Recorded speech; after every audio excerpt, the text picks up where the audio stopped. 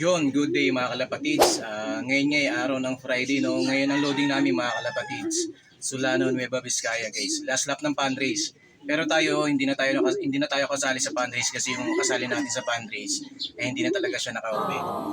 Ngayon ang unloading namin guys, Friday na, pero ang bitaw ng ibon ay sa Sunday. Kasi nga next week baka mag-start na ng derby para at least yung mga ibon natin ay masanay na, no? Kasi nga Friday ang loading, tapos Sunday sila bibitawan mga kalapatids. Yan guys, update ko kayo sa ibon natin, yung i-load natin ngayon, no?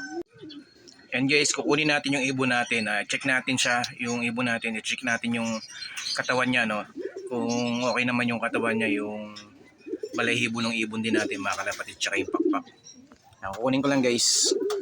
Yun mga kalapatids, ito nga yung ibon natin ay iti-training natin ngayong Friday, no? Solano, Nueva Vizcaya na nga mga kalapatids. Yan. Medyo lugon pa rin siya guys. Ayun, kung makikita niya yung ulo niya, halos pa rin, hindi pa maganda yung balahibo niya. Naglulugon kasi siya guys. Ayun, lugon pa rin yung ibon. Naglulugon pa rin talaga siya, kaya medyo parang yung balahibo niya. Pangit yung balahibo niya mga kalapatids. Yung pakpak niya alanganin na rin. Ayun, pero yung katawan niya guys, okay naman. I-training natin ngayon. Nawa, makauwi siya sa Sunday guys kasi next week derby na. Hindi ko lang alam kung may pahinga ng isang linggo o baka wala na, diretso na, no? Derby yan guys. Okay, ibon natin guys, okay naman yung kondisyon. Yan guys. Nawa, makauwi para may pang derby tayo mga kalapatids. Yan, okay naman yung ibon natin guys. Ito mga kalapatids, update din tayo sa mga inakay natin ngayon. Malalaki na sila.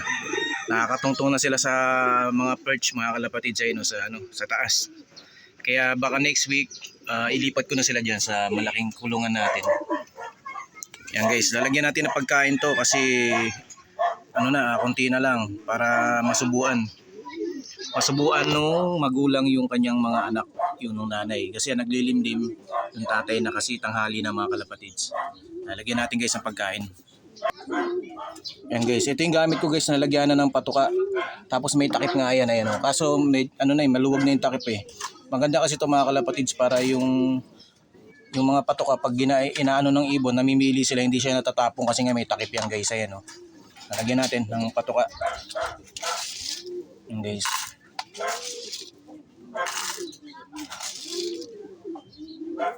Okay na yan mga kalapatids yan.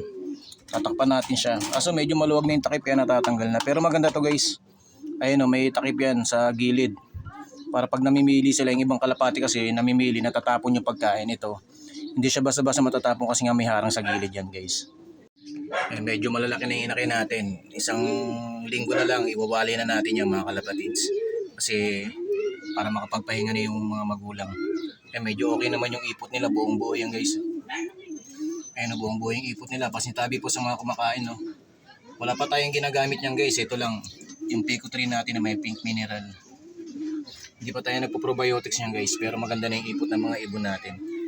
Ibig sabihin niyan guys, healthy yung mga inakay natin, So guys, hanggang dito na lang muna, patuloy niyo suportahan pa rin ang aking page. Salamat sa mga patuloy na sumusuporta, nanonood ng mga video natin guys, wala naman tayong ibang maiisip na ibang content dito sa natin kasi maliit lang yung pwesto natin. Pero nawa mga kalapatids, kung loloobin ng Diyos, mapapagawa natin tong natin, pwesto natin, mapapataasan natin, tapos ang loft natin doon natin nilalagay sa likod. Baka medyo lakihan natin yung loft natin mga kalapatids pag medyo nakaipon-ipon tayo guys ng budget. Yan, pag nakaipon-ipon nga tayo, tataasan natin to. Tapos medyo gagandahan na natin yung loft natin mga kalapatids. Nawa loobin ng Panginoon mga kalapatids. Yan. Maraming salamat guys. Hanggang dito na lang muna yung video natin. Patuloy tayong mag-iingat mga kalapatids. Happy flying. God bless mga kalapatids.